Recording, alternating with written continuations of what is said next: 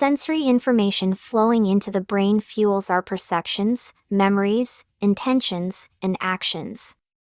Although we generally refer only to the 5 traditional senses, sight, touch, audition, taste, and smell, there are in fact many more.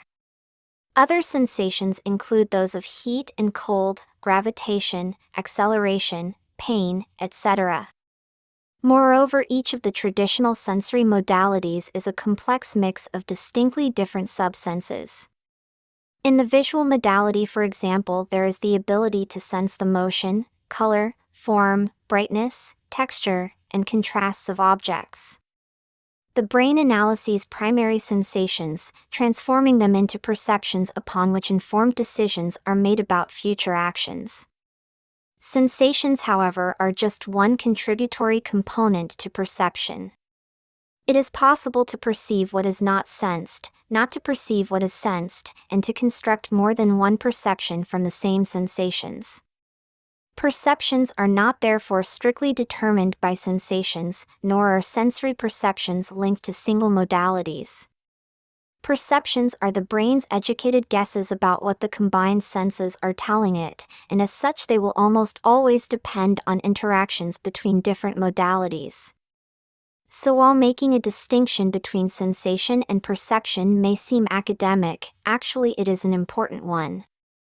This distinction can easily be appreciated by looking at the famous visual illusion based on a painting titled My Wife and Mother-in-Law by W. E. Hill. You will either see a young woman looking away or the profile of an old woman, 2 perceptions contained in the same picture.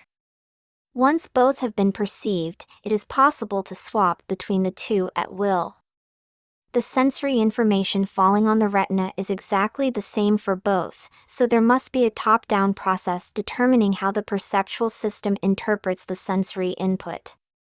In effect, our brains impose different conscious perceptions on the same information registered by our sensory systems.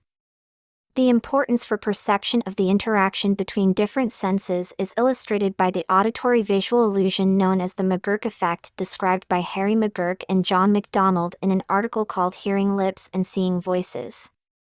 Watching a video of a person repeating the syllable da 3 times followed by 3 repetitions of the syllable ba can produce the illusion.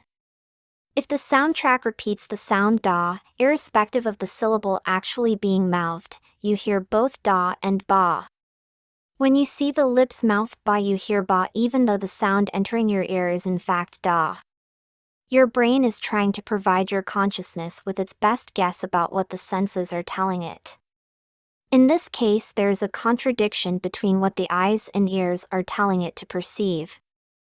In this instance, the eyes have it.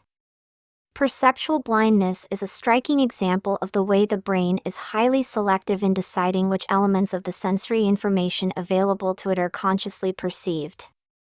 A remarkable illustration of this is provided by a short video made by Daniel Simons and Christopher Chabris. The video shows a group of young people passing a basketball to each other. A person dressed in a gorilla suit walks into their midst, waves conspicuously into the camera, and then walks out of the scene. In advance of viewing the video, the audience is instructed to count the passes and then report their findings after the clip.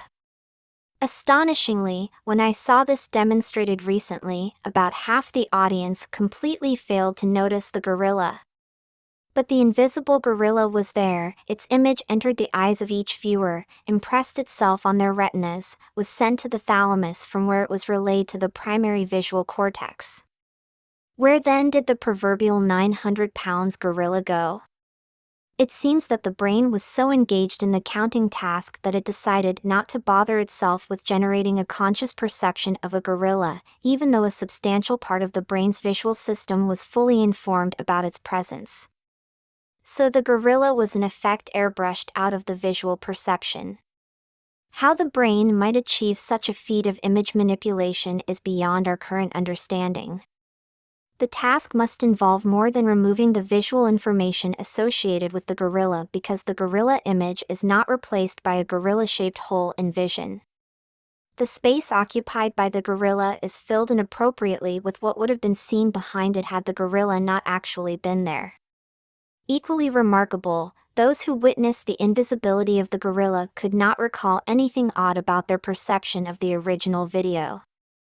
Apparently, there was no accessible memory trace left of the strange case of the disappearing gorilla. This example should make us skeptical about the veracity of eyewitness accounts where accuracy matters, in the reporting of crimes, for example.